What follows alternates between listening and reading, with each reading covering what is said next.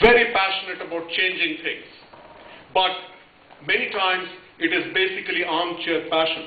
So finally, passion is not how strongly you feel about something, but how much committed in a sustained manner you are to do something one step at a time. The next important lesson is about resilience. Life is not about brilliance. Life is about the guy who is willing to hang in there till the very end. If you find the CEOs of many great companies and look at the people reporting into them, you will find the people reporting into them are far more brilliant than the CEOs. I'm not using names here very consciously, okay, otherwise I could have given you some examples.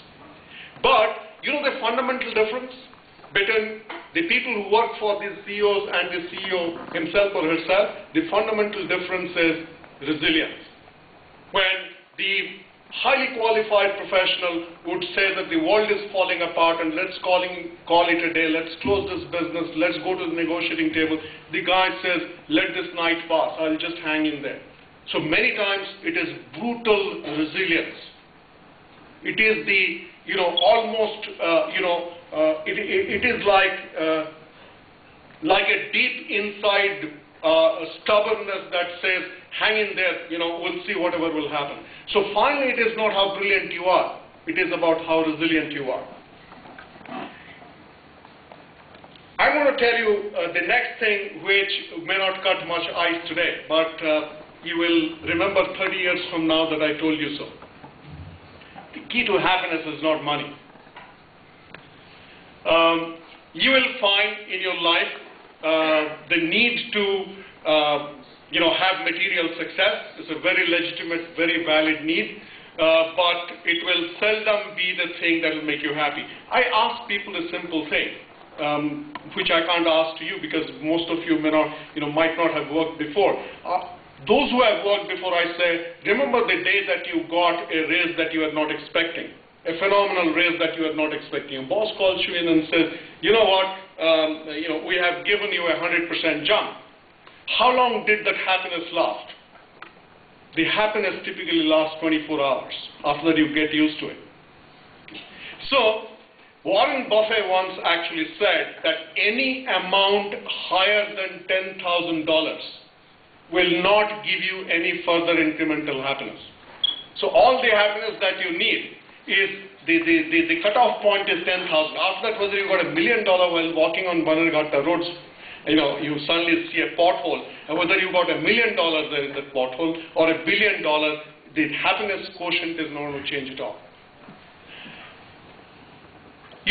It's important that you make money, but don't seek happiness through money. Seek happiness through other things. You have to look beyond yourself.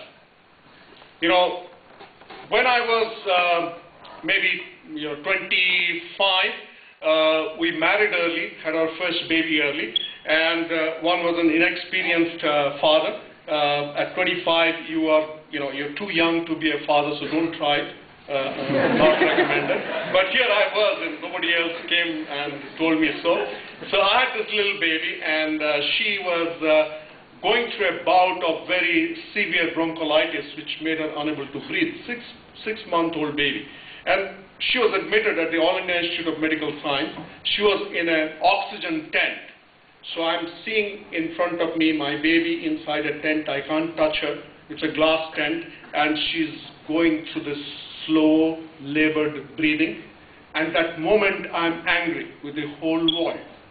I want all the doctors, I want the director of All India Institute of Medical Science to come and stand there, because my baby is unable to breathe. And obviously, she has been given the right treatment. Now the treatment has to kick in. It's not that she was being neglected, but no, to me, I was really, really getting edgy. After about 1 hour in that ward where it was she and I realized that behind me there is another bed. And on that bed was a 10-year-old child who was going through dialysis for the last 6 months. And his parents stopped coming because there was no need and no point. The hospital, it was the greatness of the hospital did not, discharge him or did not give up on him, but he was just lying there and going through his own dialysis all by himself. That day I realized that my pain is only as large as my inability to see pain elsewhere. So remember that my pain is going to be my inability to see pain elsewhere.